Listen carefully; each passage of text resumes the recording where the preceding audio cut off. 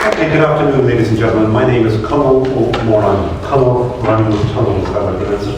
A bit of housekeeping, I guess, to start with. Please, phones, we've already had level 3, including my own, going off. So once upon a time we'll switch off your phone, but now it's iPads and all the rest of them. If we can, just means a little less interruption. What I'm hoping to do, because Shane asked me to do so, is to spend the next hour and a quarter having a chat with 5 entrepreneurs at various levels of their enterprises. And we are going to have a big Q&A, question and answer session, because that's the way that we'll all learn. A few things about myself is that I live with my partner is at an early stage. She's just raised funds with Enterprise Ireland. So I share the pain of many of the people here because I listen to it day in, day out. And I have the questions to ask them as well, based on what I hear back at base. And the second thing I'll say to you is, and I possibly should have started by saying, welcome to the asylum. Because if you're not mad, you should leave now. If you are mad, you may succeed in business. Because again, for those who are, and who have successfully been in business, it's a 25-hour day job, it's 8 days a week, it's 366 days a year, it's endless, but it's fun. And hopefully, and this is the whole idea, is that we will learn, as I mentioned, from those doing it, or how to do it, and how to do it better. I've already learned about selling to tattoo artists in the last 30 minutes. One other thing, I do some regular work with the Kerry Business School, and we do a business breakfast. There's 2 things. First thing, on the business breakfast, you find out that there's plenty of parking here very early in the morning. When you come to a lunchtime session, you find that there's no parking here. And the clampers are very, very busy like that. Anybody who has a car out there at the moment. Second thing is, I was asked at the last time, there was a bit of a brouhaha down in Limerick at the time. You may remember, probably most of you have forgotten, because we do forget, it was about the City of Culture stuff. And I said to somebody who asked me about, what will the media think about that? I said, media couldn't, what I actually said was, media couldn't give a rat's. And it's gone, disappeared. But what most of you have not noticed is a report that was in the papers on this Wednesday. I picked it up, and it wasn't picked up in the papers, they're too busy with shattering things. 2 Irish cities are among the top 10 places in Europe to invest. Anybody see that report? Yeah, good. Because for those who haven't seen it, a new report has named Dublin and Limerick as 2 of the top cities in Europe to invest. The 6th Global Best to Invest report was compiled by Site Selection, an international magazine focusing on corporate real estate strategy and area economic development. And Dublin was number 6, I think, and number 3rd, and Limerick number 9. And Europe, not a bad claim. That's really, people in this room would focus on that kind of thing for Limerick, for the Midwest region, I would guess. Now, with that kind of a rambling introduction, let me start with the guests. And when having finished my introductions of the guests, I will then ask them maybe to give 1 minute, just a little précis of how they would present their business to somebody when they meet them. And they say, what I do is, first off, the ladies first, obviously, would be Martina Skelly of Yellow Schedule, or Schedule. Do you say schedule or schedule? I say schedule. Okay, is that the Americans? Okay. And in second place, as I'm working around the room there, Skehill? Yeah, or Conall Technologies. And number 3 is Adrian Fleming, who is or was managed CEO too, but he's just told me that the marketing people are delighted because they've just decided to rebrand. And when you rebrand a business, that costs money. Number 4 is Chris Byrne, and Chris is down in Dingle, but he has an operations, I think, in the States. And for anybody, in fact, he doesn't even live in Dingle, because I know exactly, he lives in Bentry. And anybody who knows that place, it's beautiful. And he lives halfway from Mountain, according to himself, with him, and so is his son Adam, who's in the audience today. And finally, there is James, or JJ's friends, Kett, of Voice Sage. Martina, if I start with you, if you take that microphone, please, and you might just say, what does your company, Yellow Schedule, do? Okay, well, Yellow Schedule is an online appointment management and client CRM tool for the mental health sector. So our customers are typically therapists, social workers, counsellors.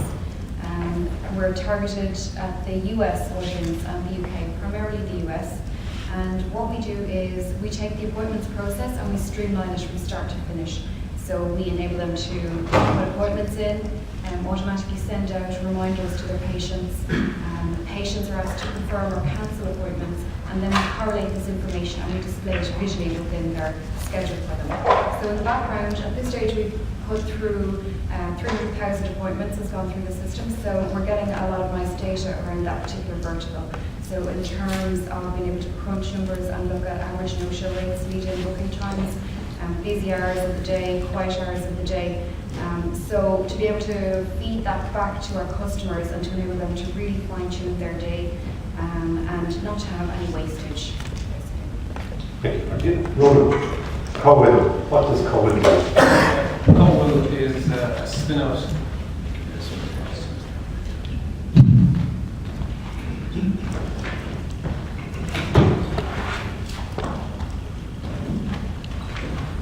Thank you. So Conall is a spin-out from the University of Limerick.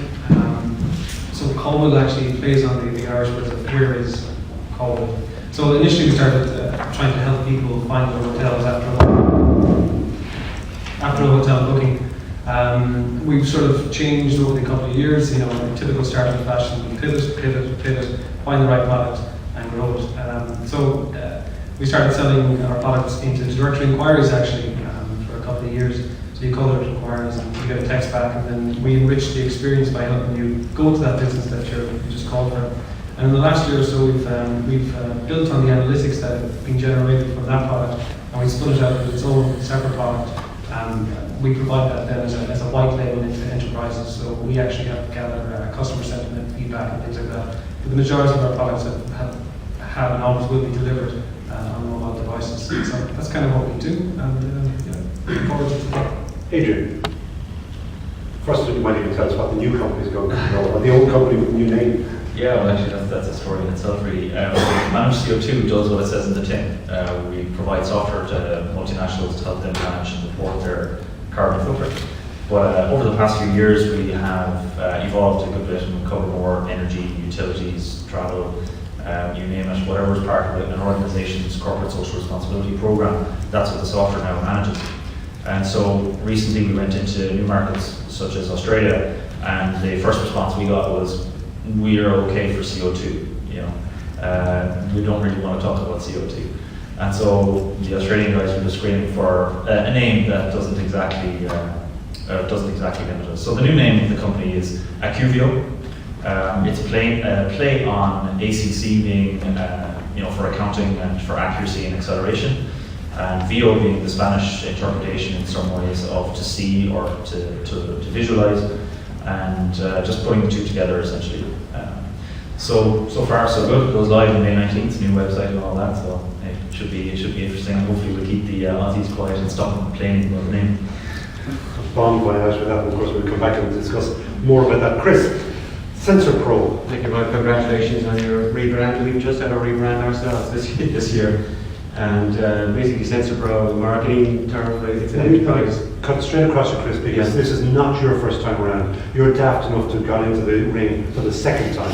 So you might just say what you had done, and then you just Sensor Pro. Well, absolutely, yeah. So this is our second business. Our first business was an electronic payments company. Basically, what we did was build a platform to allow any corporate to send payments to their banks and reconcile them, and we sold that business for $16 million about 10 years ago, and then went straight out and it started again. And Sensor Pro is a enterprise messaging and feedback platform, which essentially is an email marketing survey platform combined that allows businesses of any size to send personalized messages to their customers. We've partnered with major firms like Epicor, Salesforce, Epsilon Interactive around the world, who bring us into brands like Pepsi, Pampers, Dell. And in Ireland we have clients like Arnott, Sunpost, and if you get your motor tax renewal, sorry, that's us too. Okay, Chris, thank you very much. And finally, JJ, what does VoiceAge do? VoiceAge is a cloud software as a service communications company. We enable enterprises, we focus particularly on large enterprises, to communicate right message to the right customer at the right time, basically so that customer satisfaction levels are as high as possible. But on the company side, we're very focused on the fact that communications are a part of the business process. So we're totally focused on helping companies to improve their business metrics, reduce their costs, help them to grow the business, and we sell primarily into the UK market to large retail companies. We would sell, for example, to the largest 9 retail companies in the UK. We sell into financial services, utility companies, and at the end of each month we're able to show our enterprise customers that we save them a very large multiple of what we charge them. And we've built a business model and monetizing model that is in effect a partnership with our enterprise customers, because the more we show them the value we're delivering, the more they actually buy from us. Okay, now, what I'm hearing through all of this, and what I'm going to do is actually maybe encourage anybody who wants to ask a question. We're short on mic, so I do have to run around a bit. But when you hear something that you're interested in relative to your own business, we'll try to keep it short in terms of questions and the answers, but because I presume many people will want to ask questions. But what I've just heard there is the international dimension. Chris, as I mentioned, is on the Half-Local Mountain down in County Kerry, but they sell worldwide. Martina was telling me about the bookings for tattoo artists, but it was the American Association of Therapists, if that's what they're called, who came looking for her here in Ireland, here in Limerick. And similarly, there's Australia. This is the joy of what we're talking about today, is knows no bounds, knows no boundaries, and it is pure international. So Martina, how did the Americans come looking for you?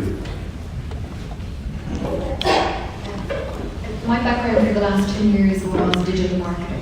So we did some initial search engine optimization on the website, and we decided to some extent that we were going to let the market find us.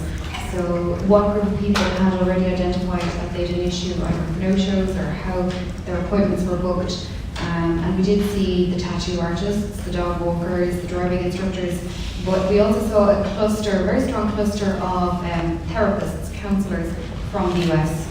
So basically we decided to get on a plane, we headed to San Francisco, went to the American Counseling Association, their annual conference, and pretty much spoke to everybody in the room at some point, showed them what we had, got feedback, could they use it, found out about how they work, how they operate, how they organise their day when they sit down from start to finish to make sure that this product was going to work for them, if there were any nuances that we needed to add or things that we weren't addressing. So got some great feedback on that particular trip. But one of the concerns for you was that you were going from a very, very broad offer. Everybody was going to go into the sweet shop, but now you decided to sell just the red sweets. Why? And that did frighten you. Yeah, it did actually. That was quite scary because the website initially was communicating the message that actually any business that operates on an appointment basis can use this and can really benefit from it. We decided really that to gain traction, we needed to put our focus into one vertical, learn a lot about that vertical. If there were nuances for that, to address those, and even marketing budget, it's really hard to have a scattergun about and try to market to 30 different verticals. So it was a scary moment to switch the website over and have it, there are pictures of therapists, it talks about therapists, it's very much for therapists, it talks about HIPAA compliance, which is legislation in the US that is applicable to healthcare providers. So yeah, that was a scary moment, but it has worked out. It has given us more credibility with therapists, it has addressed their concerns. They need to know that we enable them to fulfill their requirements in terms of HIPAA legislation. So to be able to put that up front and centre and to really talk to them in their language. We've seen therapists now convert in much stronger numbers. Chris, did I see you nodding when I said focused? I hope I did. You certainly head right up and down.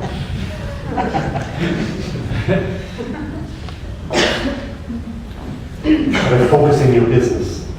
Absolutely. One of the key things that you have to do is say no and learn to say no.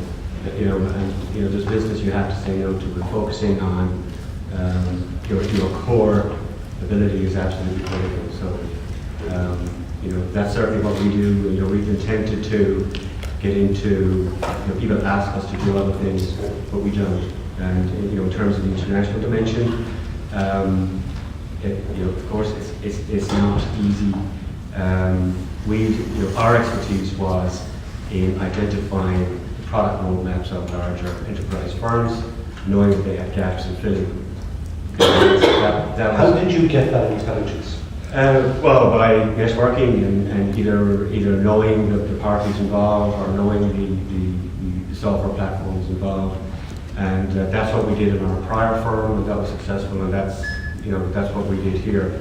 In terms of going international, at the time, this is about 5 years ago now, DoubleClick had a need for a feedback platform. They private labeled it. They got bought by Google, and they split that company up into two, and that's why we ended up with Epsilon Interactive in the case. One of the lessons that you told me, Chris, about we may have very fine software engineers in this country, but you feel that we're a little bit shy on the sales side. Well, absolutely. I'm a techie. I'm a coder. Always have been, and I love to code. And I got my first lesson in terms of sales execution in the first company I worked with in college. Where it was a software company, but they went out and hired the best there is in terms of sales and marketing. These were killer salespeople, and they are comfort point, boom, like that. But in terms of our lesson, it took us a while to figure that out, to get our own, provide management training for ourselves, to provide sales training for ourselves. And I'm pretty sure most of the technical companies in here are brilliant at what they do. Platforms are fantastic, but investing in sales training is absolutely critical. And I have a little story to tell. It kind of, when Shane asked me what was the turning points, I had to think about it, and I eventually figured it out. And it's a while ago, but it's worth saying, it's worth telling. And my partner Richard and I we were trying to sell our payment software to a pharmaceutical firm in Cork, and we went down there, and at the time you had to load up a tape in the machine and all that sort of stuff. So no internet at the time, and did the job of sending electronic payments and so on. And he turned around to me and he said, "Is there anybody else in Cork using this?" And I turned around to Richard and I said, "We are screwed. This is going to happen." And so that was our first sales discussion. We are never doing that again. In future, we are going after the group companies. So we're going after the group hotels, group retailers, group companies, and that was the tipping point for us. And then what happened the next year was interesting, in that we went to their headquarters in the UK. We sold the payment software in 10 countries. It was worth £500,000 at the time, which was a very, very nice deal. And I got a phone call a few months later from the same company saying, "We've just received a tape. How do I install this?"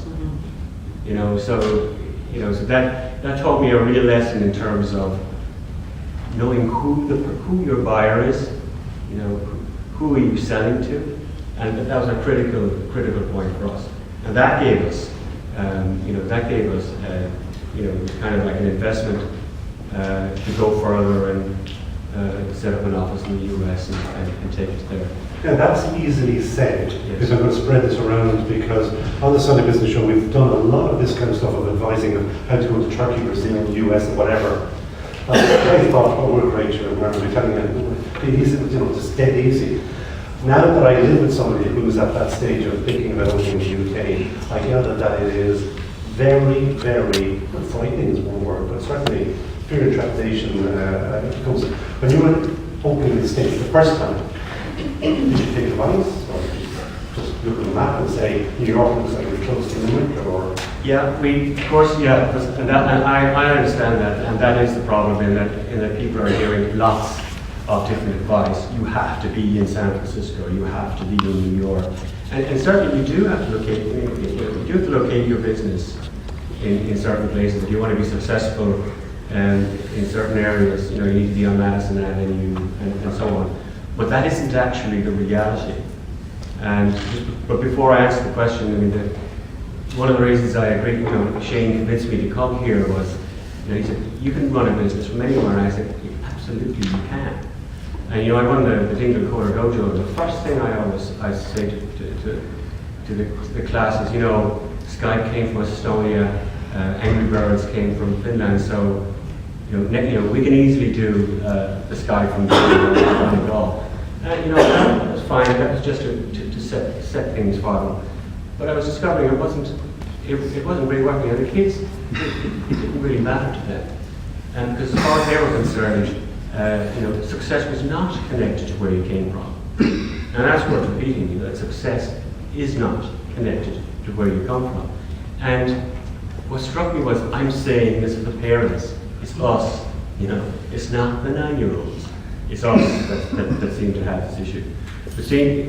But going back to your question in terms of why did we pick San Francisco?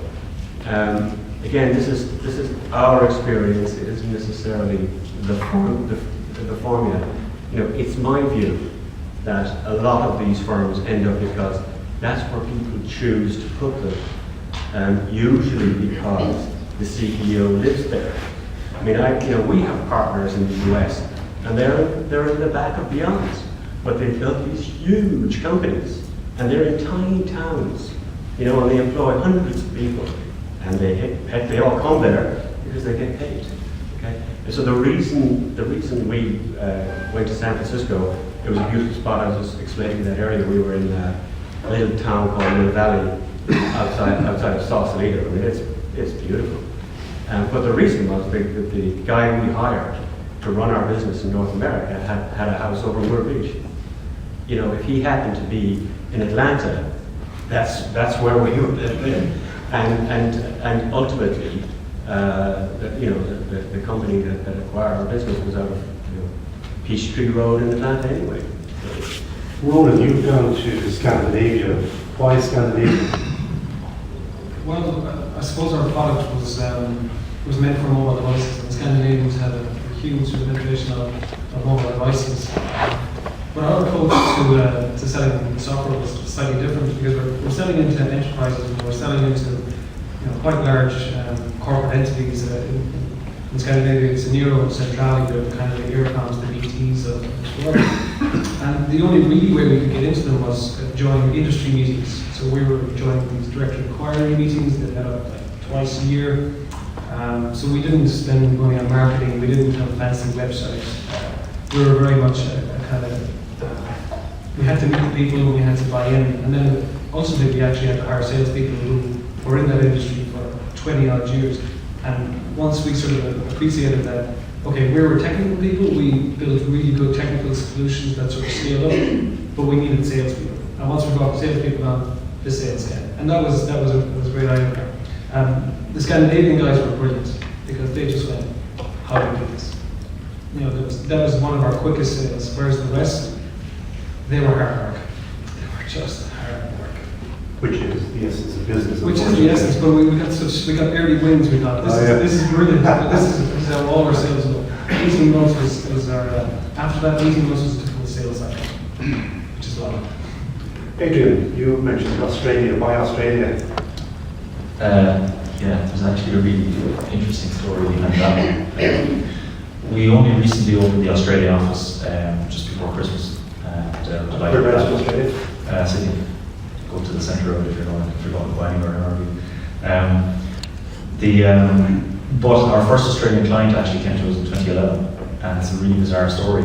A guy called Rob Fraser from a large global corporation called Golder Associates, that I had never heard of, who are environmental experts, were just looking at sustainability and carbon solutions in the space. And they found us on Google, okay? And on a Saturday evening, I got a phone call on my mobile. Because at that stage we were still in startup mode. I had my mobile number up there, as everyone does. It's just contact me any way you can, And I had it up there, and I got a call on a Saturday evening, which was Sunday morning his time. And he said, can I speak to Adrian? And I'm speaking. He said, yeah, I'm calling from Australia. And I thought this was a wind-up. I thought this was the guys, ahead of the night out, because I was kind of getting ready to go out, and I thought that this was some guys having a wind up on me, take the piss out of the entrepreneur. And it turns out he was real, and he was actually the founder and original VP of a multi-billion-dollar business. But he was Googling our business and he saw me as the founder, so he took my name and put my name into Google, and up came a load of images of me playing hurling. And he didn't know what it was, he had no idea, so he had to call me to find out what the hell are you doing with this stick in shorts. I mean, seriously, it looks dangerous, at least you're wearing a helmet. And he spoke to me for about 20-25 minutes, again, me still thinking this is a wind-up on hurling, And then eventually I kind of got a bit annoyed, and I said, look, I really got to go here, truth be known, I was actually in a towel straight out of the shower, ready to go out. The guys are after arriving outside, and I'm ready to go. And this guy's keeping me on the phone on what I still think is a prank. And then he said, look, to be straight up, I'm looking for a carbon software. I like your style of business. I like what I've seen on the website. Can you do a demonstration for my team? And I said, sure. I said, send me through some dates, and I'll set up something, thinking that this was still a wind-up. Dates came through, Googled him. He is the CEO and founder of a multi-billion-dollar business, and he did just phone me. And yes, I do have a meeting with these guys, and 3 months later we did the deal, and that was it. That was our first Australian client, and ever since then we've always had Australia in focus. But that was just bizarre. Serendipity, I think, is the word. I think Ronan was saying that earlier on. Serendipity is the word that Ronan used for that. Certainly. Yeah, just remember, anybody wants to ask questions, just put your hands in and I'll run up with Pat Kenny to shuffle up there. JJ, you were part of the business in the UK, and one thing that I learned again from the programme is that there are a number of UKs. There's London, there's outside of London, there's Wales, there's Scotland, but if you are, certainly in my own business in the media, if you're not within the M25 in London, you ain't in the business at all. Have you found in the UK that there are different markets? I suppose there's a bit of background to it insofar as in the development of Voice Age, we have, how would I put it, we've arrived where we've arrived at. I can't quite say that it was actually quite planned in the way we had great big ideas from the start. Paul Sweeney, my colleague who's here in the audience, and who's the man without whom Voice Age wouldn't be around, because I originally had this idea that I'd spotted in America, and I said, that'd be great, next business. And because guys like us, and ladies like us, in our business, the ladies are nice enough to us that we get away with it. Guys covers everything. But the competitive piece between Chris and myself here is that this is also my second run at this business of starting something, and still didn't get to sell the first one, Chris, so I must get your advice on that. But when we were getting Voice Age off the ground, I had this idea. I hadn't a clue in the world how to take it anywhere, because software isn't my background at all. And I got introduced to Paul through a colleague, and Paul picked it up and started introducing me to people who actually knew something about the business that we were thinking of getting off the ground. And a bit like you said, Chris, we found this chief technology officer, but he wasn't for moving out of North Wicklow. So we just left to have an office there. It was the only way we were going to get it. So suddenly we had not just a Cork and Limerick base, we had a Dublin office. And then a few years later, when we had the product nearly kind of half debugged and kind of saleable, we got a new sales director, because the previous guy moved up to start his own business. Whether we motivated him, whether we pushed him, we're never quite sure. But the sales director came in, took a look for 3 months and said, lads, you're working on the wrong advice. If you stay in Ireland, you have to be in England. Within a couple of weeks, he had 4 salespeople in the UK. And now, finally, to answer your question, we actually sell across the UK, England, Scotland, Wales. I think probably less of our sales are in London than certainly the Midlands would be very large for us. but we do have some sales in the London area. Yeah, And it's really, we follow our customers. But that in itself is interesting because you've actually now said that there are two distinct areas. There's an inside of London and outside of London. From a finance point of view, a financial view on the UK, yes, there is. And there's certainly two different, if you're hiring somebody in London, you certainly have to look at different pay scales because it is more expensive to live there. If you're talking about the central London, if you're further out or in the Midlands, it's a different pay scale. And all of that talk about finance is kind of what we call in broadcast a very neat segue, which would pop into it. Because, Adrian, let's start with you about funding and the problems with funding. That's a very open question.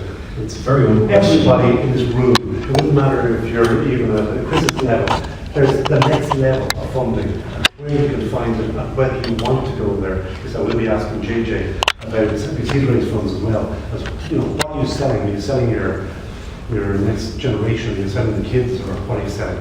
That's a good question. I don't think I'm that qualified to answer the question either, but I'll give it a go. Let's say with Managed CO2 we raised €600,000. That was partly through Enterprise Ireland and two VCs based here in Ireland.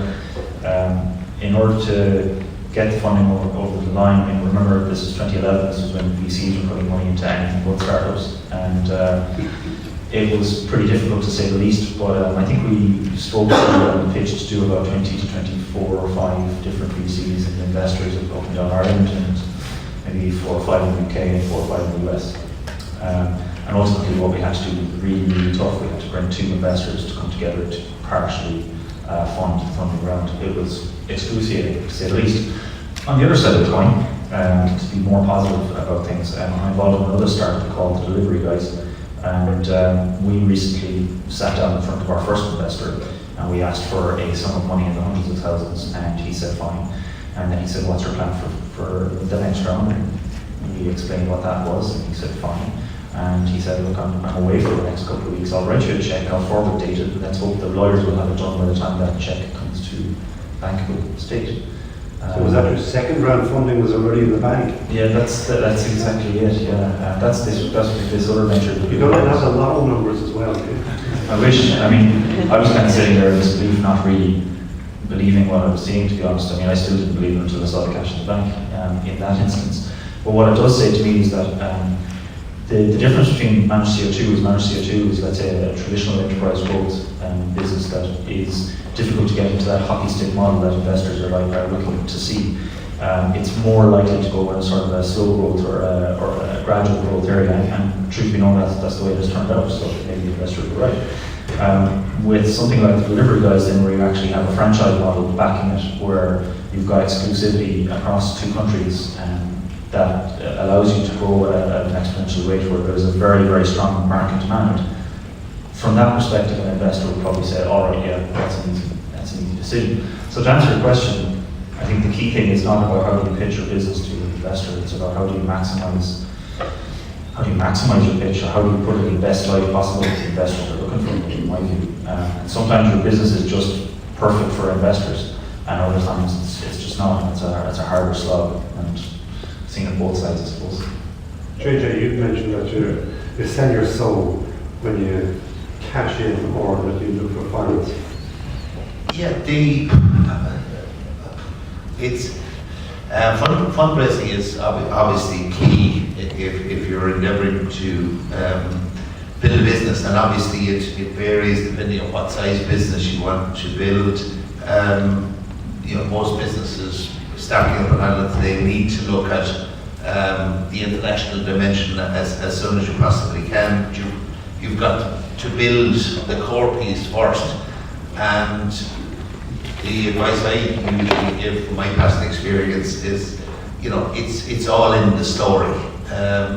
Insofar as you put a story together, you sell it with conviction, you try and get a good team around you, because your team is critical. The executives and staff that you get are the core of the business about, and even to recruit them, you do need a good story to convince them to come on board, because you are competing for really great talent.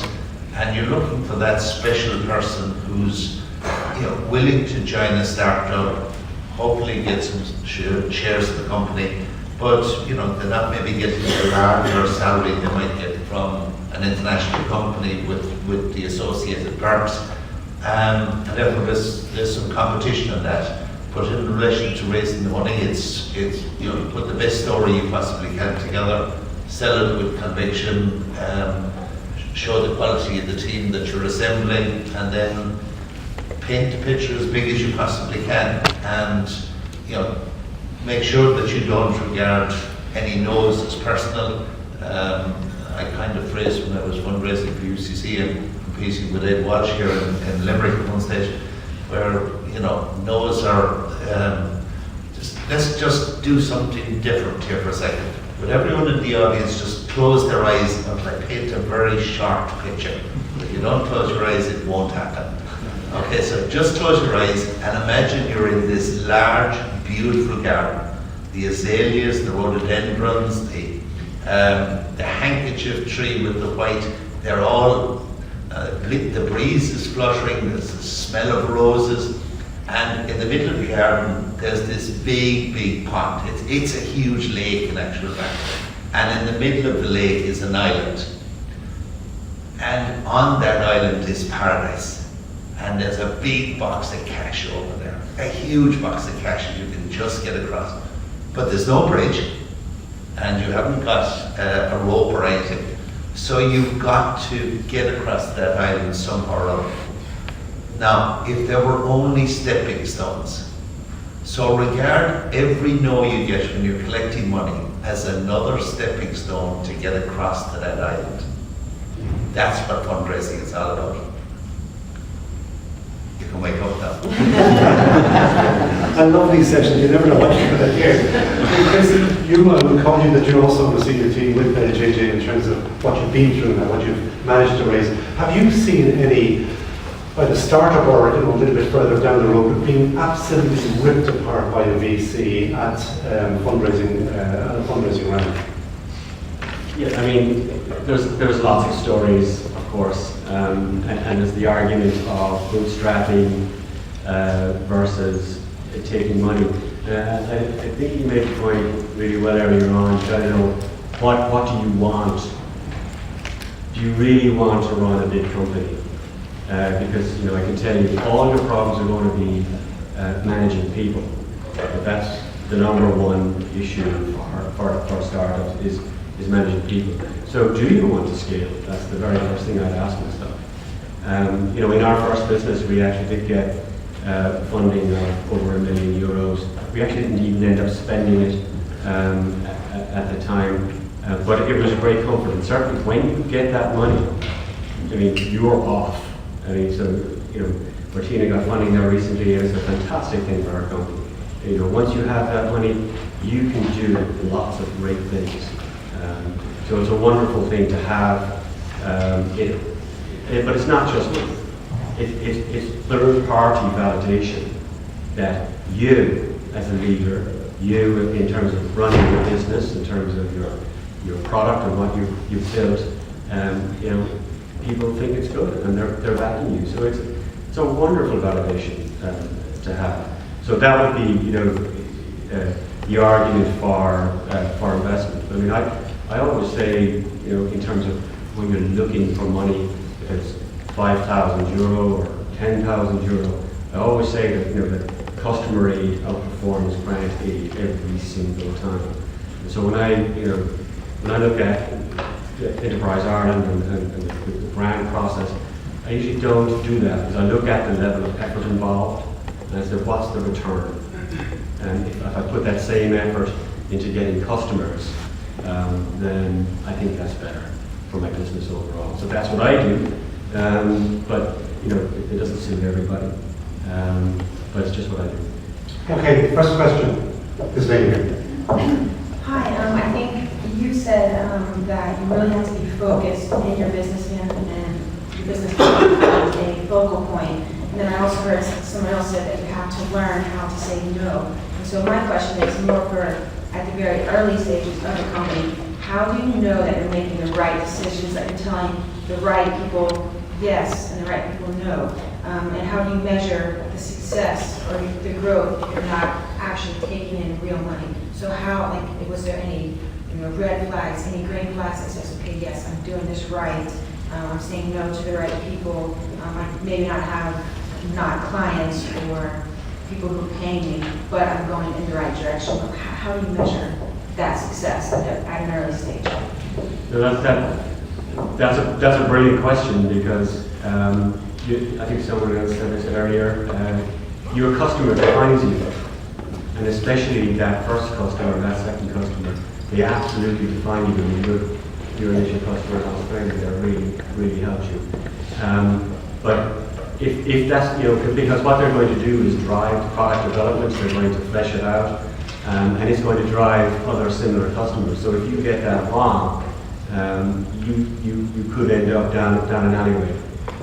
I don't know what the answer to that is. I'm not serendipity. I really don't know. But you do have to make a judgment in terms of, is this the right customer for me? And I know it sounds crazy, but there will come a time when you will say, I actually might need to fire this customer. So that sounds crazy. But if that customer is wrong for you and taking you down a wrong direction, and it's against the path, then sometimes you might need to do that too. Martina, can I give this answer? And also, please, anybody with questions, hands up. Yeah. I could just add a quick little bit to that. I think that, while I agree with Chris here, I think that over time, you do what you have to do at any particular point in time. And if there's a customer there, you say, it may look fine, it might be 5,000, 10,000, it might be a couple of hundred. And you need that couple of hundred because you've got wages to pay on Friday. You can deal with the mistake next month or next quarter. You need the money that way. Take it. And over time you grow, and as Chris said, you may need to fire that customer, but do what you have to do to stay in business. You can fix it next month. Martina. I would say you start to develop a sense for it as you go. At the start, a lot of it is consultation, and that's where the work will come in really valuable as well. People who have gone through this before you will have better sense, they'll be able to guide you. You need to be able to make your own decisions as well, but I think talking to people, and you'll see a pattern in some of the opportunities that come up and you'll be able to spot them better later on. When we had very, very little money and our revenue was very small, we hadn't secured any funding, on a couple of occasions we were offered a significant amount of money to basically down tools and take what we were doing, customise it, integrate it into a hospital with multiple really old legacy systems. And that was really attractive in many ways, meant I'd be able to pay the mortgage again. And it's to analyse it and just try and, I suppose, move forward and say, well, if we do this 6 months down the line, we won't have shipped this product or we won't have added this feature that we really, really need to add, and it's probably going to slow down our discussions with the VCs as well. So sometimes they're very, very hard decisions, but they're always sliding door moments. Maybe if we had taken those couple of hospitals, our business will be different and successful in a different way. So it's hard to say whether it's the right thing, but I think you do start to spot patterns and get better at it. Everybody in business makes mistakes. Does anybody on the panel want to admit to one dirty, great big mistake? Martina, It's one of these things which myself and Ian co-founder, we laugh at all the time. But it's one of these things that I advise against doing, is selling into declining markets. So that was a mistake we did. We sold into a declining market. And what I mean by that is that volumes from the direct inquiry world is decreasing all the time. And from a VC's point of view, we became unattractive very quickly. On the flip side though, we had a SaaS solution, and typical SaaS solutions start out very slow and they go up. With the direct inquiries, we jumped on volume straight away. We had great cash, we had great revenue, we jumped on volume, but it was declining. But it made us non-investable. So we had to basically fix that, and that's what we've done in the last sort of month. So that was a big move. It brought us great cash, good revenue, good customers, good references. But in terms of investability, it sort of knocked us on the head a bit. JJ, your worst mistake? which one of them? This is part of mine. You see, again, amongst business people, we talk, honestly, we talk truthfully, and we encourage people to say, yeah, mainstay. So what? No, we've certainly made a lot of them. I think, Paul, you didn't bring that book with you. Whether it was that we didn't start in the right place. Certainly, one thing that Paul and our Deputy Chairman did last year in Voice Ages, they did an international benchmarking study so that we could actually compare ourselves in a whole range of business benchmarks, genuine business benchmarks against other software as a service companies internationally. And one of the key things that came out of that was that our performance was up in the top 5 or 6% of SaaS companies globally. And the other piece that came out of it was something we kind of intuitively knew, but it basically said you're, as a SaaS company, with some international reach, and the UK would be seen as an international market, that you shouldn't actually hit profitability until you've raised investment and invested at least $25 million into the business. And as a company that hadn't raised only about a third of that and had reached profitability simply because we had no choice, we were going to stay in business, we'd get to profitability or go down the swanning. So, knowing the scale of what you're about, I think going back again and saying, right, how do we locate ourselves in a place where we can get the scale of investment so that we can perform somewhere close to the norm in this business. As it was, we were based in Ireland, selling into the UK, and we had to make and break the rules to survive. Which was to relocate? Well, no, being based here, we simply had to invent how to make a software company on not enough investment actually get to profitability somewhere. Chris, you're nodding again. I did see you this time for sure. Well, yeah, where do you start? I mean, I put it two that we instructed. I mean, the first one is not engaging the sales machine early enough. That really hurt our business, but in terms of the story, I do have a nice business story in our last business. Mobile was very new, and again, this speaks to the question asked earlier, and it informed my thoughts on it. We got a lovely contract from Woolwich Bank to do online banking on the phone. Anybody remember WAP? So we actually did the prototype for them for WAP on Woolwich Bank, and it was kind of off to the side of what we do because our focus was on electronic payments for corporates, and because they were a bank, we kind of said, well, it's banking, but it wasn't really, and it was a nice contract.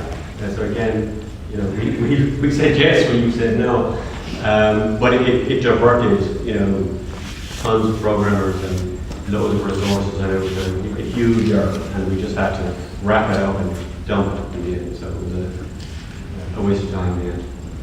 And the lesson learned obviously comes well, the lesson was again. The lesson was focus on what you're good at. Which is again going back to Martina. Shane, you wanted a question? What is success to each of you? Simple. As a startup founder, is it taking a big VC money? Is it speeding up the sales process? Is it getting a 25 million investment as a SaaS company? Or is it selling your first company? But what is success? We'll start with Martina. That's actually a really, really good question. And I think everybody who's thinking of setting a business or just starting out needs to ask themselves that. And I think success comes in all shapes and sizes. If you spend your time reading TechCrunch, you'll think you're a failure unless your company's worth $1 billion. And I think you need to step back from that and say, actually, if I have a company and I'm employing 5 people and I'm still doing that 20 years down the line, but I have a really good lifestyle, I love it, that's also success. And I think before people go and raise funds, particularly if you're taking funds from a VC, our recent raise was from an angel, but when you go to VC funding, and you step on that, that's a train that you're on, and a lot of it then is outside of your control, and you're being measured, there's analytics, there's metrics. If you work with the wrong VC, you could be out, if you're CEO, or CTO, you could be out in 6 months. They could decide to get rid of you in a year. It's not really your baby anymore. Yes, you can grow the company, you can grow bigger. So I think everybody really needs to say, well, actually, what is success for me? Is it worrying about my performance for the next 20 years and having that level of stress, and really make a decision for you. For me, it is, I suppose I have to bring the family into it as well. It's not just myself that I have to worry about. When I'm stressed and when I can't pay the mortgage, there's a husband and 3 kids. So I have to bring that into the equation. I can't be completely selfish and say, screw this, I'm going big or going home. Success for me is, growing a company, growing it from Ireland, employing people. Recently we took on our first hire in Dublin, and that was a fantastic feeling. I felt like we were doing something, not just for the company, but for somebody else. Particularly talented developer, delighted to get a job, and that felt really good. So to be hired, to be, working in an industry that I love coming into work on Monday, and I hit Friday, and I'm looking at the clock, and I'm thinking, oh God, it's time to go home. That's success, to love your job that much. And obviously I love my family, it's something I'm trying to avoid them. But, to actually, on Friday, think, oh God, I have to go home, that's success for me.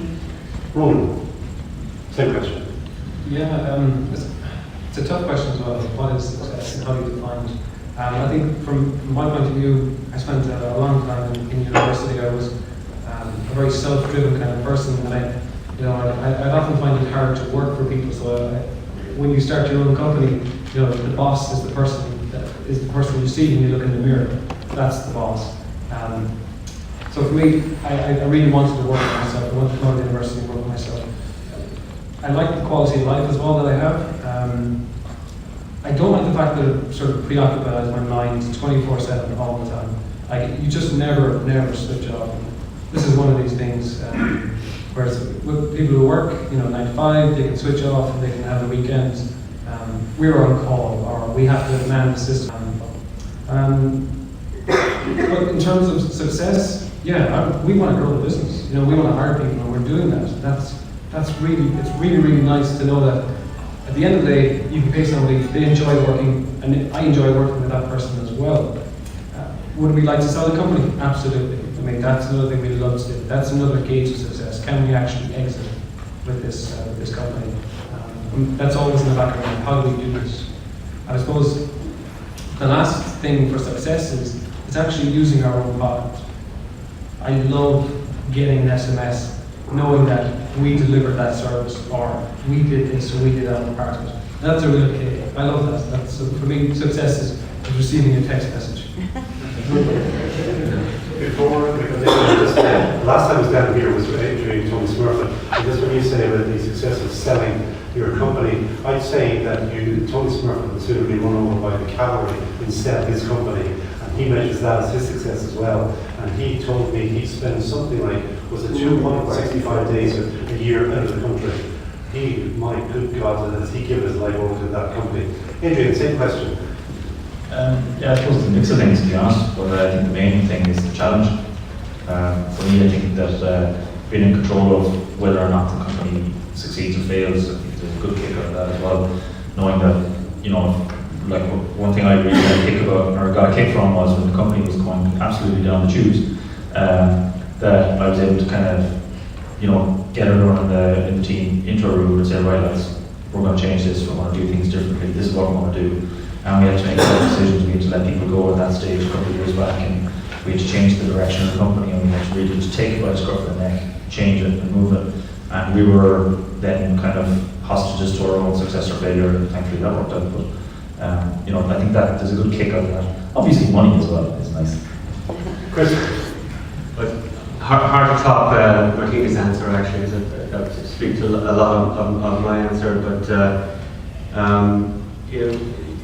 it is a difficult question for me. So therefore, it's personal, and for me, it's about building stuff.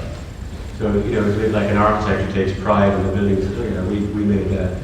So for me, it's that, you know, we've built platforms and products that people are using and getting enjoyment on. And I was actually chatting with a guy I worked with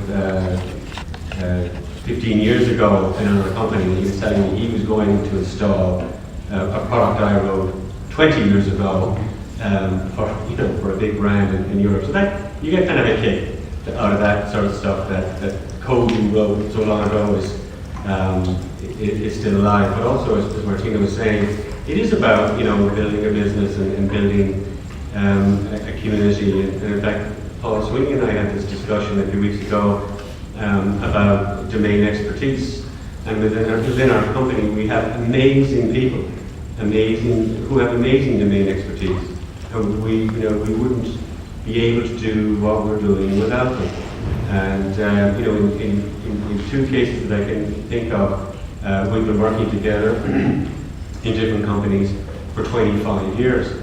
That's a long time. But you know, so that domain expertise that we're building up is something I would categorize as success, and is a great way to grow a company, because it's kind of like an engine.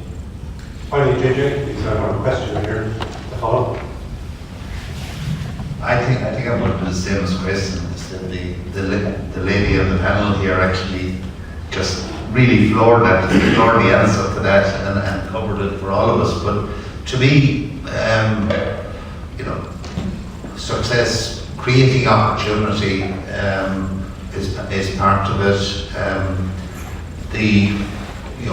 Working with a great team in Voice Edge, you know, I have the luxury of working with a whole group of men and women who are a heck of a lot brighter than I am, and who have built this company.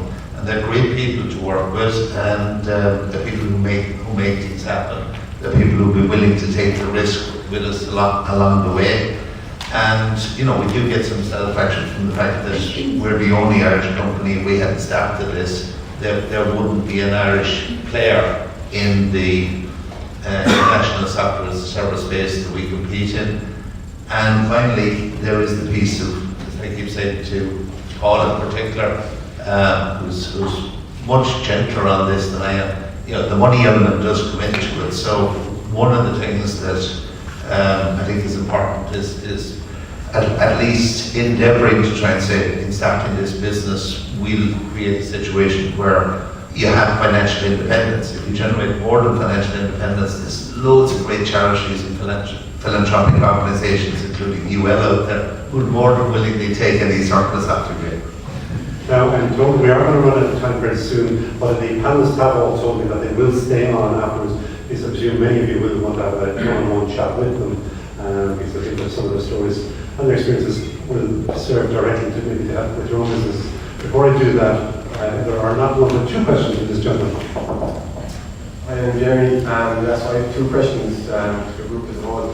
Firstly, for anyone here today that has a great idea from the group's experience, what's the next step or steps that person should take? So that you answer that one first, and then the second one next. I suppose since I don't have one. First thing is do your research. That would be for me anyway. Kind of touches back to the question that was asked earlier on about finding out, you know, what vertical or what area to go after. Do your research. Find out, is there a market for what you're looking at and what you're considering to do. Do you have the expertise to exploit that market? And you know, look at it ruthlessly. You know, do you have the expertise to get it to the stage where you actually have products that are saleable? That would be first thing anyway for me. I'll let somebody else take the next step if they want to. Yeah, kind of what Adrian said. If you have an idea in your head, you probably should be sharing it with people just to get their feedback, get their sort of response. And the response is not what you think it is. Well, talk to more people, and then eventually you're going to get to a consensus. And the thing is, and you need to do it, is kill the idea. If it's not a good idea, if the feedback is, look, don't go with this, you know, kill it. The only piece I like to make sure the problem is big. If it's not big, no matter how brilliant an idea it is, if it's not a big enough problem, don't go after it. Okay, so the second question is, how important, in your opinion, is an enterprise centre or a program like the New Frontiers of Enterprise Ireland to the development of staff? I see Donald Hughes up there, you'll remember this one. It's vital. I think it might be happening. I was a techie and I left Dell and I wanted to start a business, and Ronan was sitting beside me on the day that this happened. And we were in a class trying to learn about sales. All right, and I hadn't a clue about how to sell anything. But you know, in a startup you have to be able to sell. And I think it was Donald Hughes who's up there somewhere asked the question, so who knows what a sales channel is? And quite nicely pointed at me and said, Adrian, what do you think a sales channel is? And I said, I don't know, number 227 on the skybox. That was a genuine answer, complete techie, never heard the word sales channel before. So from that perspective, that day I learned what a sales channel was, and I learned a lot more beyond in that leave program. So I would say it's vital from my perspective. Other people probably not so much. I probably had a tougher place to start from. Yeah, we joined the same centre at the same time, and it was great. The first year or two was great. It was a great ecosystem. There was a couple of things that sort of bugged me was we were basically told at the end of month 12 of this program you're going to have an investor-ready business plan. And I went, we'll be out of business by 12 months. You know, we got to do this now. We got to get out and try and sell this product now. You know, just don't hold back. Just go and try and sell the product. But the amount of people that we met, Adrian and the gang, we had many coffees and dinners together where we bounce ideas off each other and just discuss stuff. And we were all sort of brutally honest with each other as well. Don't bother with that. And it was the ecosystem that I think we got the most value out of. Yeah, I think most people starting up, particularly for the first time, you're expected to wear a lot of hats at the same time, and you're not superhuman. You won't know all these things in advance. So I think programs certainly have value. They can give you a kind of a mini crash course nearly in a lot of different areas. Eventually you'll have to probably hire in many of these areas, but at the start while you're trying to do everything by yourself with a small team, they certainly have value. And as Ronan said, it's the ecosystem, it's the network. The networking is so important from day one, and as you go through a lot of the contracts, the opportunities, the feedback will be from your peers, from your networks. Which is a perfect